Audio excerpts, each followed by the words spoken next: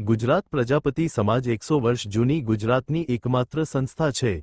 આ શતાબ્દી વર્ષ હોવાથી સંસ્થાએ આ વર્ષ દરમિયાન અનેકવિધ કાર્યક્રમો જેવા કે સામાજિક, શૈક્ષણિક, સાંસ્કૃતિક, રમતગમત અને મહિલા સશક્તિકરણના અનેક કાર્યક્રમો ઉત્સાહભેર યોજ્યા છે।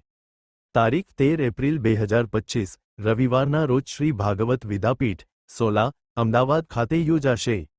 આ સંસ્થામાં 450 વિદ્યાર્થીઓને સમાવતું કુમાર છાત્રાલય કાર્યરત છે।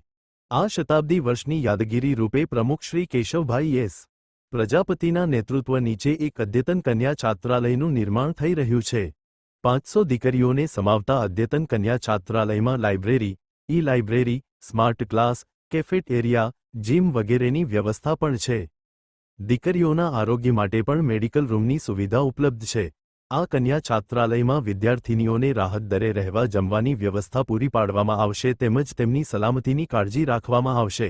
છાત્રાલયથી શૈક્ષણિક સંકુલ અને યુનિવર્સિટી તદ્દન નજીવા અંતરે છે, તેથી દીકરીઓ માટે આ છાત્રાલય રહેવાનું ઉત્તમ સ્થળ બની રહેશે, જેની ડિઝાઇન ખ્યાતનામ આર્કિટેક્ટ હર્ષદભાઈ કે પ્રજાપતિ દ્વારા તૈયાર કરવામાં આવેલ છે। હું વિજય કેશુભાઈ પ્રજાપતિ, હું કાર્યકર છું સંસ્થાનો।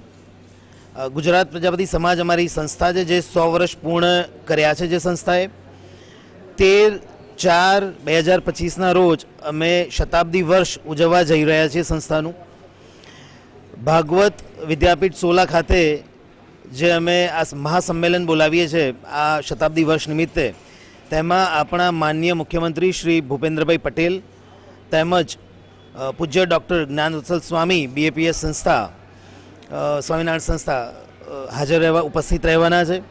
સાથે સાથે અમારા સમાજના અગ્રગણ્ય મહાનુભાવો, સમાજના અમારા ભાઈઓ બહેનો લગભગ 15,000ની મોટી સંખ્યામાં ઉપસ્થિત રહેશે।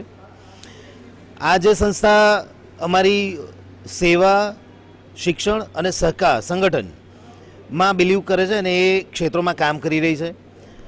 શતાબ્દી વર્ષ નિમિત્તે અમે એક ભવ્ય કન્યા છાત્રાલય બનાવવા જઈ રહ્યા છીએ। અત્યારે આપની સામે છે, કામ ચાલી રહ્યું છે। અત્યારે એકાદ વર્ષમાં કામ પૂર્ણ થઈ જશે। આવતા એકેડેમિક યરમાં એડમિશન ચાલુ થઈ ગયા હશે।